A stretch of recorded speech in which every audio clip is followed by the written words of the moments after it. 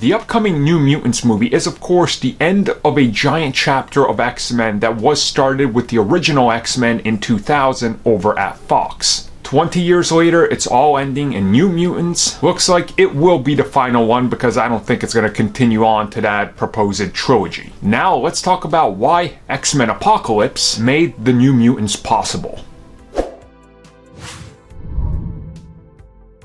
So just before we get into this is a rather lengthy article. You guys can find a link down below, so we're not going to read everything. There is a little too much to go over. But yes, X-Men Apocalypse was actually very important to the fact that we got New Mutants. Now you're probably wondering how, because X-Men Apocalypse was a complete dumpster fire and absolute garbage. And you're not wrong, and that's exactly why. Essentially, what they say is when they started to try to figure out where the X-Men universe was going, they figured that they would limit certain characters and do certain things here and put holds on certain things, kind of like what they were doing with the whole DC thing between TV and movies. Now, this went on and on and on, and then X-Men Apocalypse came out, and it didn't go so good. And they realized that maybe they should look into different directions. And then of course there was the success of Deadpool and the success of Logan. So they were looking at it and approaching it in a different way. And they figured, you know what? X-Men Apocalypse isn't going the way it's going to go. Maybe we should try something else. New Mutants ended up being something that was fresh that they could come up with. Now, when it came to this, there was also a bunch of limitations that they put on them. The characters they could use, the things they could mention, the things they could connect to. So ultimately, when they came up with the idea, they were like, we're just gonna try to make this a sort of standalone film, not set in any time period. But then that ended up acting against them because they wanted everything to be brought up into modern time. So again, they found themselves kind of stonewalled. And again, it's really fascinating to see how Fox was just kind of changing depending on which way the wind was blowing. And I think that's ultimately gonna be, you know, what happens with the, like a retrospective on what happened with the X-Men. It's just kind of like, look at what the others were doing, try to adapt that. If it didn't work, try to shift everything over, and it just kind of all got lost in there. New Mutants, you know, it's right around the corner, so we'll find out how it is soon enough, but I have hopes it's going to be a good entry in what was the X-Men franchise.